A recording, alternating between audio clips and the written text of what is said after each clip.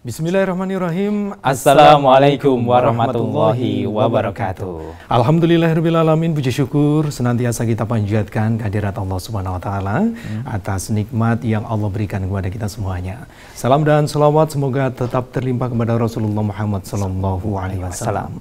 Pemirsa, bagaimana kabar Anda di pagi hari ini? Semoga sehat selalu. Kita hadir kembali dalam program Kopi Istimewa MTA TV. Saya Ahmad Fauzan dan saya Wahid Arifuddin. Kita setiap hari Kamis pagi membersamai pemirsa untuk memberikan informasi terupdate dan informasi yang inspiratif ya tentunya rekan Fauzan ya. Insya Allah akan memberikan manfaat untuk kita semuanya. Dan di sesi kali ini banyak sekali informasi yang sudah kita persiapkan. Insya Allah nanti pemirsa di rumah bisa mengikuti sampai akhir nanti kebersamaan kita pukul 9 sampai insya Allah nanti pukul 10 pagi ya para pemirsa. Dalam program Kopi Istimewa ini tentu banyak sekali hal yang nanti bisa menjadi referensi untuk para pemirsa.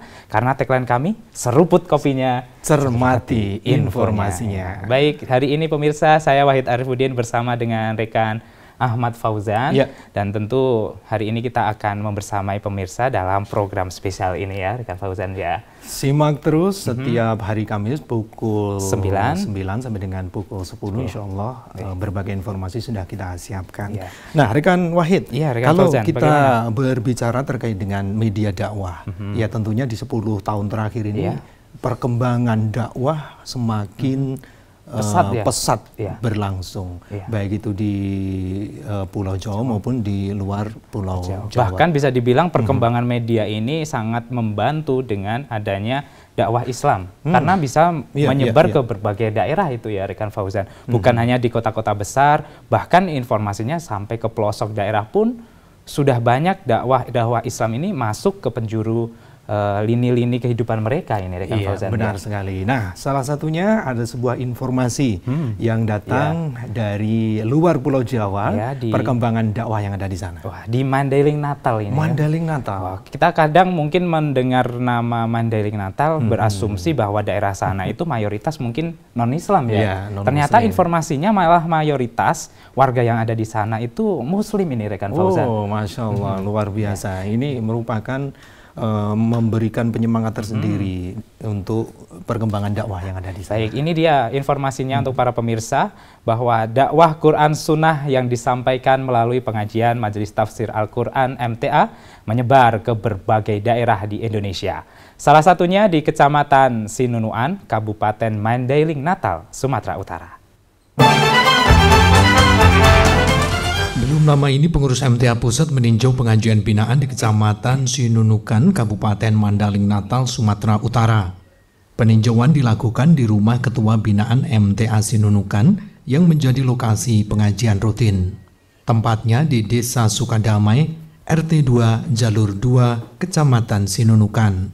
Ketua 2 Binaan MTA Sinunukan, Imam Sabarno berharap adanya majelis tafsir Al-Quran di wilayah ini bisa membawa kebaikan dalam mensyiarkan agama Islam. Majelis tafsir ini yang ada di Mandailing Natal akan menjadi suatu wadah dakwah di tempat kami ini, dan kami menginginkan untuk segera bergabung di keluarga besar Majelis Tafsir Al-Quran. Kegiatan peninjauan binaan ini dilakukan dengan pengajian gabungan di MTA Perwakilan Pasaman Barat, Sumatera Barat. Pengajian diikuti warga MTA Perwakilan Bukit Tinggi, Pasaman Barat, dan Binaan Sinunukan. Kontributor Mandailing Natal, Sumatera Utara, Abdullah Fakihuddin, MTA TV. Ya, Masya Allah, luar biasa. Ini sudah ada peningkatan yang sangat pesat sekali ya perkembangan dakwah yang ada di sana. Nah, ini kabar gembira juga, hidayah sudah masuk ke diri kita. Dan bahkan untuk saudara-saudara kita juga sudah banyak yang masuk Islam juga ya rekan Fauzan ya. Oh iya, jadi memang dakwah ini tidak hanya kita memperbaiki internal di kaum muslimin, kita juga bisa mendakwahkan Islam ini kepada mereka yang ingin mengetahui tentang agama Islam, keberadaan Islam, dan bagaimana cara hidup Islami. Karena memang Islam ini rahmatan lil alamin ya. Masya Allah. Agama yang memang sangat patut untuk kita amalkan dan ketika kita sudah dapatkan hidayah di dalam diri kita, kewajiban kita adalah menjaga. Kita harus istiqomah dalam menjalankan syariatnya supaya hidayah ini nanti tidak malah hilang kembali ya. Wah, jangan sampai itu akan menjadi semacam kerugian yang sangat ya. Karena iman kalau sudah lepas, naudzubillah jangan sampai terjadi. Semoga kita semua utamanya di sini dan dimanapun Anda berada, seorang Muslim harus menjaga keimanannya ya rekan Terus menjaga keimanan, meningkatkan keimanan sampai kapan? Ya sampai akhir hayat. Insya Allah begitu ya. Menjemput kita ya rekan Fauzan. Baik, rekan Fauzan, ada informasi selanjutnya mungkin kabar dari daerah Pulau Andalas mungkin ya? Ya, masih seputar Pulau Andalas, Pulau Sumatera. Ada informasi pemirsa, bunga tunggal terbesar di dunia, Rafflesia arnoldii, mekar sempurna di Rhino Camp, Taman Nasional Bukit Barisan Selatan, TNBBS, Kabupaten Tanggamus, Provinsi Lampung. Berikut perjalanan kontributor MTA TV, Dimas Guntoro, untuk melihat langsung tumbuhan langka ini. Rhino Camp berada di pinggiran Taman Nasional Bukit Barisan Selatan, dekat dengan perbatasan Kabupaten Pesisir Barat dan Tanggamus. Dari pusat kota Bandar Lampung, berjarak 124 km, atau bisa ditempuh dalam waktu 3,5 jam perjalanan. Sebelum masuk ke kawasan Rhino Camp, pengunjung bisa membeli tiket sebesar Rp5.000 per orang. Dipandu petugas, pengunjung dibawa masuk ke lokasi mekarnya bunga Rafflesia. Salah seorang penjaga di Rhino Camp, Bejo, mengatakan pertumbuhan bunga Rafflesia membutuhkan waktu sekitar 8 bulan dengan lama mekar kurang lebih sepekan. Dia aman, cuaca stabil, maksimal 7 hari mekar sempurna ini bisa dinikmati. Sedangkan waktu terbaik melihat keindahan bunga ini pada hari pertama sampai hari ketiga. Selain bunga Rafflesia, di tempat ini pengunjung juga bisa melihat bunga bangkai atau Amorphophallus titanum. Ya, meski banyak orang menganggap antara Rafflesia dan bunga bangkai adalah tumbuhan yang sama, namun nyatanya ini adalah dua jenis bunga yang berbeda. Perbedaan antara keduanya ialah bunga bangkai memiliki spadik atau bagian menjulang tinggi ke atas, sedangkan bunga Rafflesia tidak menjulang tinggi, melainkan melebar ke samping. Selain menyaksikan bunga yang sedang mekar, pengunjung juga bisa menyaksikan bunga bangkai yang sudah layu, karena di tempat ini terdapat beberapa bunga yang mekar dan layu pada waktu yang berbeda. Kontributor Kabupaten Tanggamus, Provinsi Lampung, Dimas Guntoro, MTA TV. Informasi yang luar biasa ini kan Fauzan ya. Baru kita mengetahui kalau ada perbedaan ya antara bunga bangkai dan bunga Rafflesia arnoldii ya. Iya, biasanya kita kan mau berpikiran itu sama. Iya, saya pun sampai detik ini sebelum mendengar berita itu tadi juga masih beranggapan sama ini dengan Fauzan. Tapi dari berita itu tadi kita semakin paham bahwasanya dari bentuknya, morfologi tumbuhannya sendiri itu berbeda ya. Bahkan kalau yang bunga bangkai itu menjulang ke tinggi, ke atas, sedangkan kalau Rafflesia arnoldii itu cenderung melebar. Diameternya pun bisa sampai 1 meter ya ternyata ya? Iya, bisa. Dan ini merupakan keunikan yang ada di Pulau Sumatera, begitu ya, keunikan, dan tidak setiap waktu ada ternyata. Musim ya, sesuai dengan musimnya. Kalau musim seperti ini banyak curah hujan yang sangat tinggi, ini ada kemungkinan besar memang akan mekar. Iya. Dan sebagaimana kita ketahui kalau bunga ini merupakan bunga yang tidak salah ditemukan di Indonesia ya pada waktu itu ya rekan Fauzan ya. Ditemukan di Bogor atau di mana ya? Oleh seorang peneliti dari Belanda ya, karena memang ini diketahui kita masih dalam kondisi masa penjajahan Belanda. Namanya Rafflesia. Makanya bunga itu disebut bunga Rafflesia atau bunga bangkai. Iya. Walaupun memang kadang kalau kita belum mengetahui keunikan dari tanaman ini, bunga ini sering mengesampingkan ya, karena kalau bunga bangkai kan cenderung baunya agak kurang enak ya rekan Fauzan ya. Baunya menyengat, mungkin dijauhi oleh khalayak, tapi ternyata setelah diteliti ini merupakan keistimewaan dan hanya ada di Indonesia. Ini kita patut bersyukur ya. Iya. Ini merupakan bagian dari kuasa Allah Subhanahu wa taala, kemudian juga kita bersyukur bahwa ternyata di Indonesia yang notabene-nya latar belakangnya adalah negara agraris, yang memang di situ tropis juga, memungkinkan banyaknya tumbuhan dan binatang lengkap yang ada di Indonesia ini. Beragam flora dan fauna ada di Indonesia, dan ini salah satu hal yang harus kita syukuri ya para pemirsa dan rekan Fauzan. Dan tentunya nikmat ini tentunya harus menambah supaya keimanan kita itu selalu meningkat ya rekan Fauzan. Supaya itu juga salah satu pengamalan ya kita bisa bekerja sama atau mungkin bergotong royong membantu rekan-rekan kita yang saat ini mungkin kesusahan, dan ini selalu ditekankan di majelis kita ya rekan Fauzan. Benar sekali. Ini merupakan kalau kita melihat lebih jauh lagi bahwa setiap apa yang diciptakan oleh Allah Subhanahu wa taala dapat bisa kita ambil pelajarannya.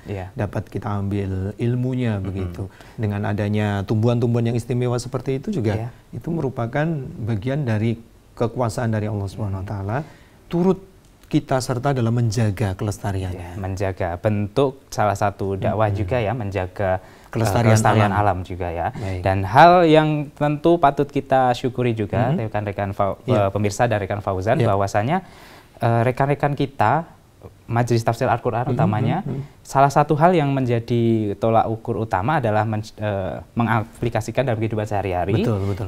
Salah satunya adalah kegiatan sosial juga ya rekan Fauzan ya. Dan ini merupakan bentuk kesungguhan kita dalam mengaji. Dan informasinya di salah satu daerah di Muko-Muko Bengkulu, kita bisa dapatkan informasi bahwa sebagai bentuk saling membantu dalam kebaikan, belasan warga MTA termasuk Satgas MTA di Muko-Muko Bengkulu bergotong royong membangun rumah milik seorang warga desa Mekar Mulya, Kecamatan Penari. Beginilah kebersamaan warga MTA Muko-Muko Bengkulu dalam pembangunan rumah milik seorang warga desa Mekar Mulya, Kecamatan Penari belum lama ini. Lokasi pembangunan yang bertebing menjadikan warga harus membuat rumah sedemikian rupa agar posisinya sejajar dengan tanah. Menurut Ketua Satgas MTA Perwakilan Muko-Muko, M. Pawit, gotong royong ini merupakan bentuk pengamalan hasil mengaji dengan tolong-menolong dalam kebaikan. Gotong royong ini tidak lain yaitu hasil dari mengamalkan kajian kita selama ini, yaitu tolong-menolong kebaikan. Pihaknya menambahkan, Satgas MTA senantiasa siap jika sewaktu-waktu dibutuhkan dalam kegiatan serupa maupun kegiatan sosial lainnya. Hal ini merupakan bentuk pengamalan hasil mengaji agar menjadi manusia yang bermanfaat untuk sesama. Kontributor Muko-Muko Bengkulu, atau Urrahman, MTA TV. Ya baik, pemirsa dimanapun Anda berada, itu tadi informasi yang inspiratif sekali ya, ternyata saling bergotong royong. Benar sekali, ini bentuk dari pengamalan haji mereka ya, utamanya kalau kita belum mengaji, barangkali kita masih memiliki rasa bersamaan itu masih kurang juga ya. Kurang, egonya masih tinggi begitu, tidak memikirkan kanan dan kiri, hidup sendiri. Itu kalau kita belum tercelup Al-Quran dan Sunnah. Tapi dengan adanya celupan Al-Quran dan Sunnah ini, kemasyarakatan kita malah semakin baik ya. Jadi hablum minallahnya juga berjalan dekat dengan Allah SWT dengan ibadah-ibadah ritual. Hablum minanas kepada sesama manusia. Yang namanya sosial, kita tidak akan melihat agamanya apa, kemudian sukunya apa, warna kulitnya apa, tidak. Kondisi ekonominya seperti apa, kita juga harusnya tidak melihat strata ekonomi, strata sosial, ataupun juga tingkat sekolah dan lain sebagainya, sama sekali tidak melihat itu semua. Balik lagi ke berita sebelumnya kan juga salah satu bentuk juga menjaga kelestarian alam itu dakwah juga ya rekan Fauzan ya. Iya, secara tidak langsung, karena kalau memang perintah dari Al-Quran dan Sunnah itu kita amalkan dalam kehidupan kita sehari-hari, tentunya menjaga lingkungan alam itu merupakan bagian dari kewajiban manusia. Karena kita khalifah di muka bumi. Betul sekali. Yang Menjaga ada di Al-Quran surat Al-Baqarah surat kedua ayat 30 itu jelas-jelas memang Allah Subhanahu wa taala menciptakan manusia sebagai khalifah fil ard, menciptakan sebagai khalifah pengatur bumi ini. Jangan sampai dirusak. Ya, apalagi kemarin 2 tahun kita mengalami pandemi itu kan salah satu campur tangan dari kuasa Allah untuk mungkin memperbaiki alam ini ya, rekan Pak ya. Iya, kalau kita bisa menarik benang hijaunya. Iya, benang hijau bukan benang merah ya, rekan Pak ya. Menarik benang hijaunya, kita memang banyak sekali ilmu yang didapat dari pandemi itu sendiri. Karena kondisi lingkungan, polusi berkurang, kemudian hewan-hewan dan tumbuhan itu informasinya memiliki regenerasi yang baik. Mereka tumbuh menjadi seperti semula, maksudnya polusinya berkurang, tumbuhannya semakin sehat kembali, banyak tanaman yang bisa tumbuh subur kembali. Jangan sampai merusak yang sudah diciptakan oleh Allah Subhanahu wa taala. Kalaupun toh kita memanfaatkan alam ya secukupnya. Karena akibat kalau kita merusak alam itu pasti bakal ada yang namanya bencana yang menghampiri kita ya, rekan Fauzan ya. Itu bahayanya. Jadi memang kembalinya kepada manusia itu sendiri. Saat misalnya bencana banjir itu datang, jangan sampai kita menyalahkan Allah Subhanahu wa taala. Kita harus introspeksi bahwa ternyata banyak sekali pembalaan liar, penebangan hutan secara liar. Itu akan menjadi koreksi kita. Memberikan dampak buruk juga kembali kepada kita ya. Kembali kepada kita. Padahal kita rencananya mau memanfaatkan, tapi karena kita cenderungnya merusak, karena berlebihan juga, akibatnya kita malah terkena dampak buruknya ya, rekan Fauzan. Itu berarti harus ada sinergi ya, seluruh stakeholder yang ada di negeri ini, baik itu aparat pemerintahan, kemudian struktur yang ada di bawahnya, masyarakat, perlu kita edukasi, sehingga dengan demikian hutan tetap terjaga, tetap lestari, alam tetap memberikan yang terbaik untuk kita. Ya, termasuk juga ketika kita di rumah mungkin memiliki sampah ya jangan dibuang ke sembarangan tempat ya, rekan Fauzan itu ya. Hal yang kecil, remeh sepele, tapi akibatnya besar. Akibatnya besar kalau semua memiliki prinsip seperti orang itu tadi. Kita mikirnya satu rumah ya, misal saya buang sampahnya cuma 1 kilo. Tapi coba dikalikan dengan satu kampung. Satu kampung, satu kota, satu kabupaten, atau mungkin juga satu provinsi. Coba bayangkan bagaimana. Nanti kita tidur sama sampah nanti suatu saat. Jangan sampai ini kan Fauzan ya. Kita benar-benar bisa mengelola, karena pemerintah sendiri pun juga sudah mengatur ya regulasinya bagaimana sampah itu. Ada pembuangan tempat akhir, kemudian ada juga pembagian juga antara sampah organik dan anorganik. Ya, utamanya kalau semisal bencana ini sudah terjadi, maka hal yang harus kita lakukan adalah mencoba untuk membantu mereka ya, mengevakuasi. Tentu yang namanya evakuasi perlu alat yang sesuai juga ya, pemirsa. Kalaupun terjadi banjir, terutama di perkotaan, sekarang juga sudah mulai banyak terjadi. Oleh karena itu ada kaitannya dengan informasi yang akan kita sajikan ini. Dinilai cocok untuk evakuasi banjir di perkotaan, SAR MTA Pusat memproduksi perahu berbahan fiberglass. 4 diantaranya merupakan pesanan dari berbagai kota. Seperti inilah proses pembuatan perahu fiberglass di Posko SAR MTA Kelurahan Semanggi, Pasar Kliwon, Kota Surakarta. Perahu ini dibuat dengan ukuran lebar 130 cm dan panjang 3 meter. Menurut Komandan SAR MTA Pusat Ali Akbar, perahu fiberglass memiliki berbagai kelebihan dibanding perahu karet.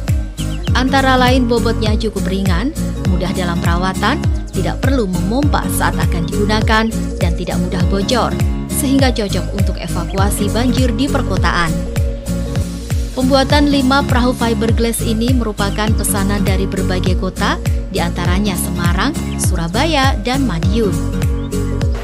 Dari SAR MTA ada penambahan 5 perahu fiber untuk teruntuknya untuk di posko sendiri, terus untuk SAR MTA Sukoharjo, terus untuk SAR MTA perwakilan Semarang, dan juga Basarnas Surabaya dan Basnas Madiun. Pembuatan perahu fiberglass menghabiskan dana kurang lebih 5,5 juta rupiah, membutuhkan waktu selama 6 hingga 7 hari kerja. Selain alat dan bahan utama seperti katalis, resin, woven roving atau kain kasar dan serat fiber, beberapa jerigen juga dipasang di dalam perahu sebagai pengamanan jika terjadi kebocoran. Diharapkan adanya pembuatan perahu fiberglass dapat membantu potensi SAR dan relawan di berbagai daerah. Dari Solo, Jawa Tengah, Muhammad Hasan, MTA TV. Baik, informasi yang sangat keren ini. Sangat keren sekali, menginspirasi untuk saudara-saudara kita yang lainnya, terutama teman-teman relawan SAR ya. Ya, ini menjadi alat bantu ketika adanya banjir di perkotaan ya. Nah, kalau selama ini kita mengenal perahu karet, itu relatif nanti ada kemungkinan bocor di tengah jalan dan karena ada mungkin tertusuk benda-benda tajam ya. Nah, itu. Dan sekarang ini merupakan alternatif yang dibuat oleh teman-teman SAR MTA. Banyak sekali pesanan yang sudah ada, yang sudah masuk. Bahkan Basarnas pun juga ordernya ke tempat kita. Berarti ini memiliki spesifikasi yang bagus ya dari perahu karet buatan SAR MTA ini. Dan sudah teruji. Wah, benar sekali. Nah, dari berbagai informasinya, banjir di berbagai daerah, SAR MTA selalu terjun, membawa peralatannya, termasuk juga SAR kita membawa perahu fibernya ini ya. Perahu fiber, bukan karet lagi. Karena kalau karet banyak sekali kemungkinan untuk bisa rusak, mudah rusak, tertusuk dan lain sebagainya. Oleh karena itu kita menggunakan fiber. Mudah-mudahan ini juga memberikan gambaran ya untuk relawan yang lainnya untuk berkreasi meskipun terus bersatu padu untuk menolong saudara-saudara kita yang terkena bencana, tapi juga kreatif. Ya, memberikan yang terbaik. Baik, rekan Fauzan, kita lihat sejenak ya. Kita jeda terlebih dahulu. Nanti kita akan sambung program Kopi Istimewa MTA TV. Tetaplah bersama kami untuk dapatkan berbagai informasinya, pemirsa.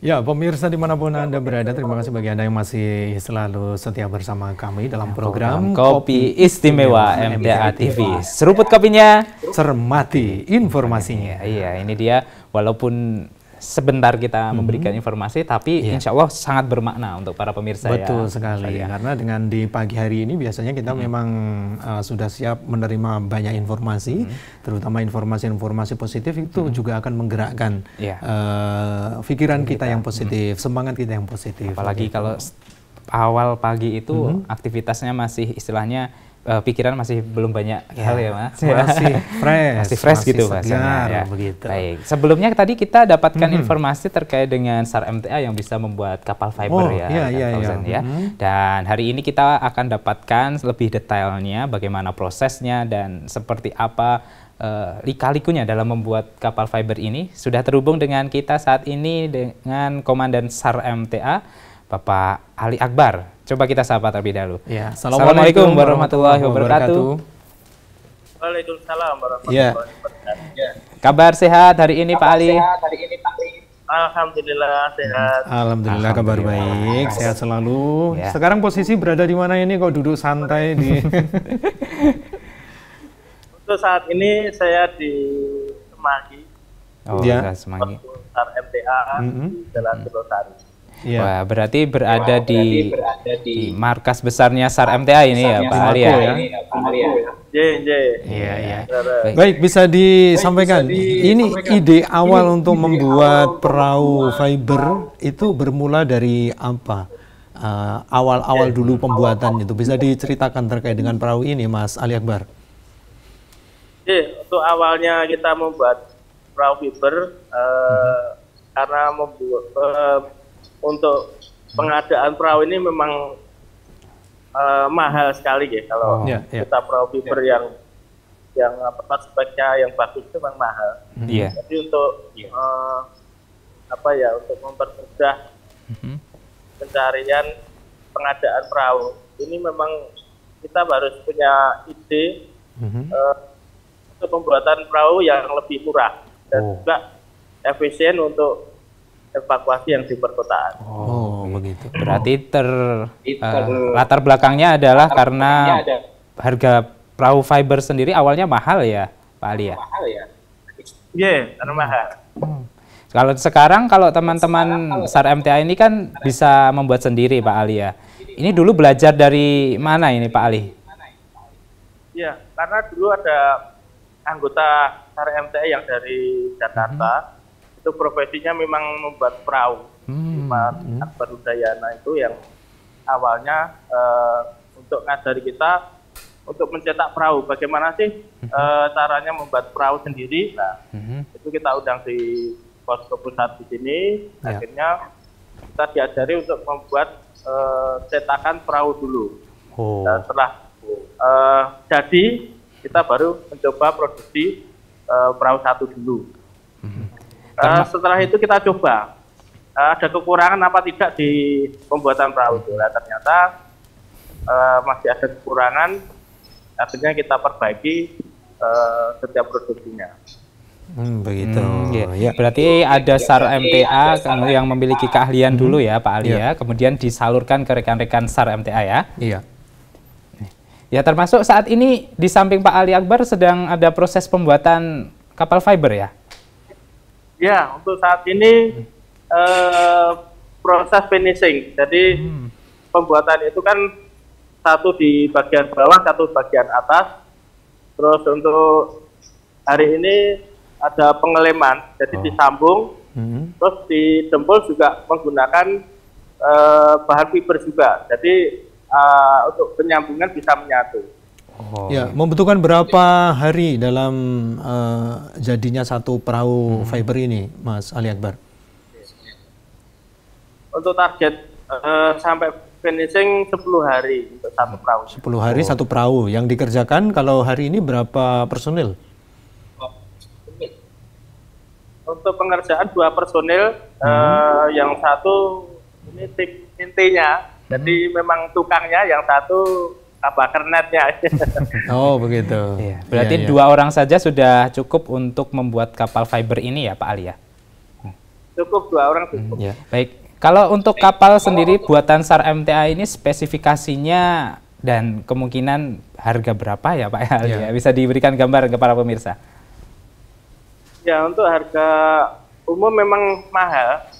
Jadi kita nanti bisa buat yang bisa menjangkau untuk potensi dan juga teruntuknya dari teman-teman SAR MTA sendiri nanti bisa menjangkau. Kalau untuk harganya kita di bawah juta.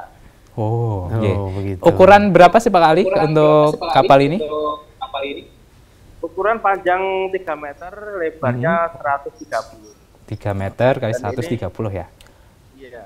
Apa yang menjadi kendala selama ini dalam pembuatan perahu fiber? Kesulitan-kesulitan yang dihadapi ini terkait dengan apa? Bahan baku kah atau apa begitu?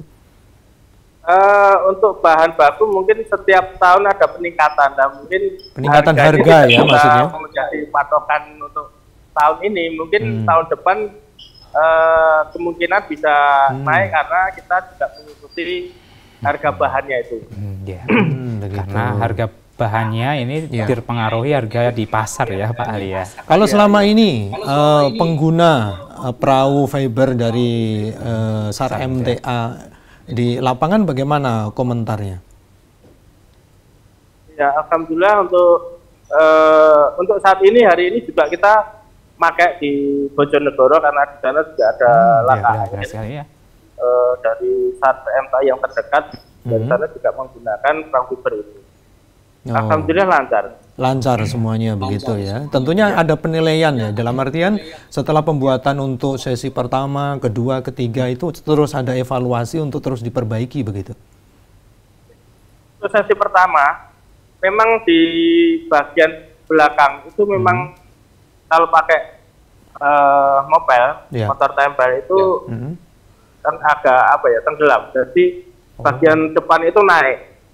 Terus untuk season berikutnya kita evaluasi, kita perpanjang 30 cm, akhirnya untuk sekarang bisa lancar dan bisa di bagian depan tidak naik, dan stabil.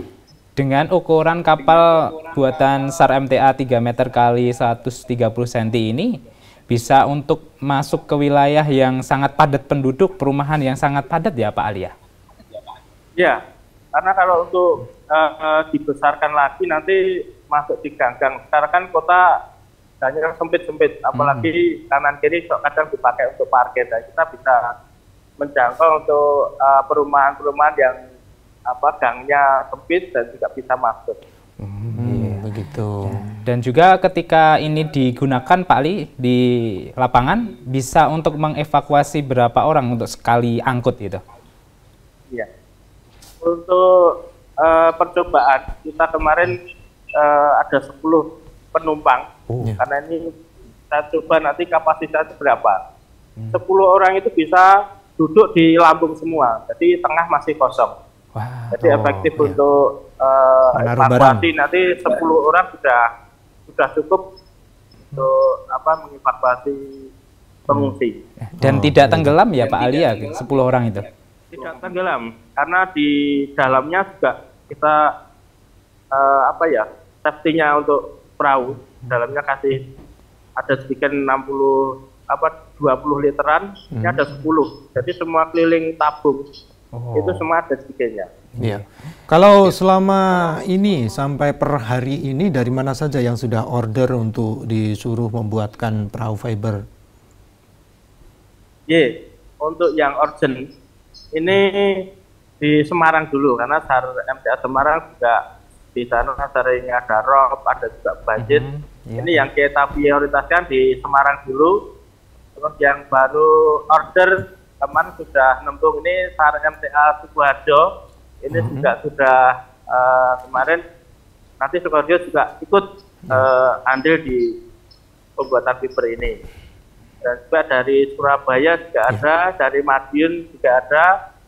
Terus yang posko kemarin kita stok 2, kemarin dipakai potensi 1 di relawan yang ada di Mbaki itu untuk komunitas untuk bersih-bersih sungai. Jadi kita juga mengganti stok yang ada di posko itu.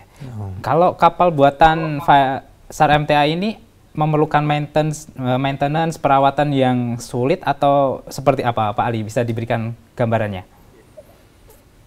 Untuk perbedaannya ini kan perahu kan identik dengan perahu karet ya. Kalau perahu karet itu harus di tempat yang teduh, harus dibedai, pakai bedak biar nggak friksi ataupun kena cuaca yang panas. Tapi kalau perahu fiber ini cukup ditempatkan yang teduh nggak apa-apa. Meskipun kena panas itu juga tidak berubah sifatnya dari fiber itu sendiri.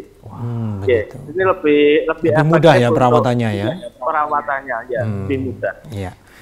Baik, terima kasih informasinya Mas Ali Akbar selaku Komandan SAR MTA. Sukses terus untuk karya-karyanya.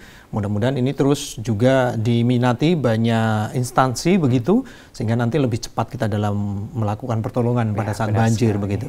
Baik, salam untuk teman-teman SAR MTA. Terima kasih Pak Ali. Assalamualaikum warahmatullahi wabarakatuh.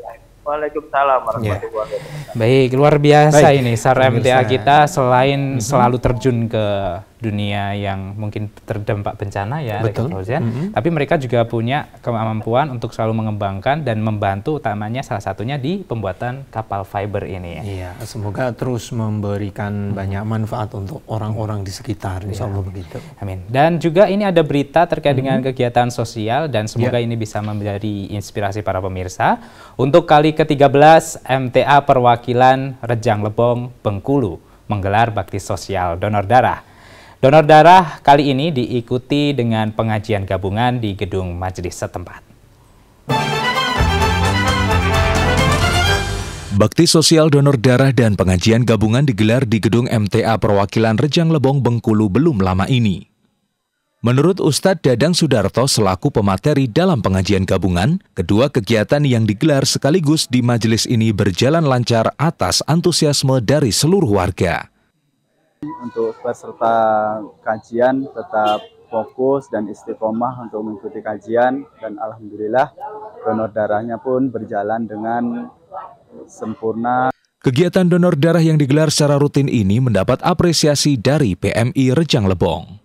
Ini kami sangat berapresiasi dan berterima kasih kepada MTA atau Majelis Tafsir Al-Quran Perwakilan Rejang Lebong yang telah mengadakan kegiatan donor darah secara rutin dan berkala. Selain diikuti warga MTA dari perwakilan Rejang Lebong, kegiatan juga dihadiri warga binaan MTA Kepahyang Bengkulu. Ia berharap agar ke depan binaan MTA Kepahyang juga bisa menggelar donor darah. Mudah-mudahan ke depan di binaan Kepahyang bisa mengadakan sendiri donor darah. Diharapkan kegiatan donor darah dan pengajian gabungan ini membawa manfaat bagi masing-masing peserta maupun masyarakat sekitar. Kontributor Rejang Lebong Bengkulu Kusmantoro, MTA TV. Baik, luar biasa. Ya, ini kegiatan sosial yang rutin dilakukan oleh Majelis Tafsir Al-Quran, mendidik para warganya untuk bisa terus mendonorkan darah. Membantu sesama lewat darahnya ya rekan. Rekan Saudan sudah donor? Sudah. Oh, jadi darah juga termasuk pendonor aktif. Wah, alhamdulillah. Golongan darah A nanti sewaktu-waktu dibutuhkan kalau memang. Iya, saya B pemirsa, kalau pemirsa butuh dan kalau ada kesempatan insya Allah kita akan selalu bisa siap membantu ya. Betul sekali, karena kesulitan untuk mendapatkan darah kadang-kadang itu juga membuat sedih ya. Benar sekali. Untuk masyarakat kurang mampu, membutuhkan darah sesegera mungkin.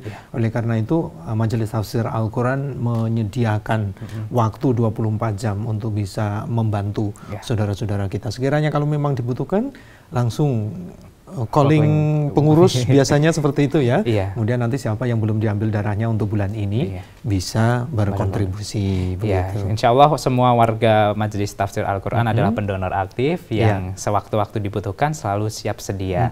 Dan semoga ini tidak berhenti, kegiatan ini selalu bisa berlanjut, karena salah satu hal yang perlu kita syukuri bersama, dengan adanya kegiatan ini kita bisa selalu menambah pahala kita untuk nanti tabungan kita di akhirat ya rekan Fauzan ya. Benar sekali. Selain daripada itu juga terus menjaga kesehatan sehingga darah terus berganti. Terus sirkulasi darah terus berjalan begitu. Yang lama udah diganti yang baru lagi. Makan yang sehat begitu, minum yang sehat begitu. 3 bulan sekali atau yang masih muda 2 bulan sekali masih dianjurkan. Ya. Pasti ini yang kiri ya, jangan lupa. Kalau yang kanan itu saya agak seret gitu. Berat itu susah keluarnya. Kalau yang kiri subjektif ya, ya itu ya tergantung pribadi masing-masing. Beda-beda ya. Sesuai dengan ya organnya masing-masing. Ya. Baik, ada berita selanjutnya kita akan lanjutkan kembali dari Polda Jawa Tengah ya. Betul. Sebagai salah satu bentuk sinergi antara pemerintah dengan elemen Islam, Kasubdit Polda Jawa Tengah menggelar sosialisasi Kamtibmas di Gedung MTA Cepu, Kabupaten Blora, Jawa Tengah. Puluhan warga MTA di wilayah Blora, termasuk SAR, Satgas, relawan, dan pemuda MTA mengikuti sosialisasi Kamtibmas. Sosialisasi bertempat di Gedung MTA Cabang Cepu, Jalan Ronggolawe, Komplek Perguruan Muhammadiyah Cepu pada Senin malam. Kasubdit Binmas Polda Jateng AKBP Haji Maulud SAG mengapresiasi kehadiran elemen dakwah MTA di tengah masyarakat luas. Pihaknya berharap agar kebaikan yang disebarkan terus ditingkatkan. Kehadiran dari rekan-rekan Satgas MTA dapat dirasakan oleh masyarakat, kehadirannya sehingga dapat membantu meringankan kesusahan atau meringankan beban dari warga masyarakat, khususnya di Kabupaten Blora. Sementara Ketua MTA Perwakilan Blora, Ustadz Ahmad Suradi SPDI berharap melalui kegiatan ini dapat mempererat sinergi antara MTA dengan pemerintah, terutama dalam kegiatan sosial. Dari tahun ini terjadi sinergisitas kerjasama di lapangan. Diharapkan dengan kebersamaan antar elemen dakwah MTA dan pemerintah setempat dapat menciptakan keamanan dan ketertiban di wilayah Blora. Kontributor Blora Jawa Tengah, Soleh, Imron Wahyudi, dan Firna Wibawanto, MTA TV. Ya, baik, luar biasa sekali kegiatan dari semua elemen dakwah betul MTA ya. Sekali, karena perlu sinergitas ya antar satu elemen dengan elemen yang lain, kemudian juga dengan pemerintah untuk terus membantu satu sama lainnya begitu. Dan ketika kita terjun di berbagai elemen MTA itu dasar utama yang harus kita lakukan adalah keikhlasan. Itu catatannya. Baik pemirsa dimanapun Anda berada dan rekan Fauzan, ternyata waktu kita sudah hampir di ujung acara. Dan sebagai berita terakhir, informasi terakhir, kita akan sampaikan terkait dengan apresiasi dari Polres Sukoharjo, Jawa Tengah. Sebagai bentuk apresiasi dan ucapan terima kasih kepada para relawan, Polres Sukoharjo, Jawa Tengah memberikan penghargaan dalam acara apel gabungan di halaman Polres setempat. Sejumlah potensi SAR dan relawan dari berbagai instansi dan organisasi termasuk SAR MTA Sukoharjo menerima penghargaan dari Polres Sukoharjo dalam kegiatan apel gabungan pada Senin lalu. Salah seorang penerima penghargaan, Sumarno, selaku koordinator SAR MTA Sukoharjo mengaku telah menerima penghargaan atas kontribusi SAR MTA dalam penanggulangan bencana di wilayah ini. Apresiasi dari Bapak Kapolres Sukoharjo kepada kami, SAR MTA Sukoharjo, yang telah membantu dari sinergitas tugas-tugas penanggulangan bencana di wilayah Sukoharjo. Hal senada disampaikan Kapolres Sukoharjo AKBP Wahyu Nugroho Setiawan. Menurutnya, selain sebagai apresiasi juga sebagai langkah untuk memotivasi relawan agar terus bermanfaat. Sedikit piagam atau penghargaan ya kepada teman-teman relawan ini karena selama ini sudah bersinergis membantu kita di pekerjaan di lapangan. Hari ini kita mengundang teman-teman relawan untuk bisa sedikit kita berikan penghargaan. Artinya kita mengucapkan terima kasih atas pekerjaan selama ini dan mudah-mudahan ke depan bisa terus bersinergi. Kedepannya diharapkan seluruh potensi SAR dan relawan di Sukoharjo bisa terus bersinergi dalam kegiatan pencarian dan pertolongan. Kontributor Sukoharjo, Jawa Tengah, Budi Prasetyo dan Ahmad Syamsuddin, MTA TV.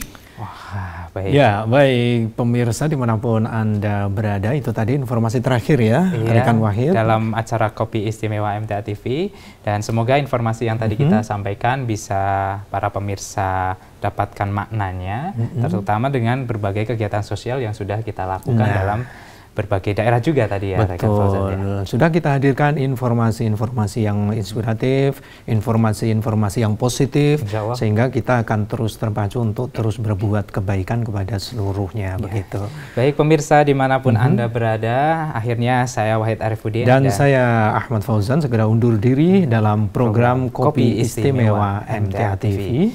Insya Allah kita akan berjumpa di hari Kamis yang akan datang. Billahi taufik wal hidayah. Wassalamualaikum warahmatullahi wabarakatuh.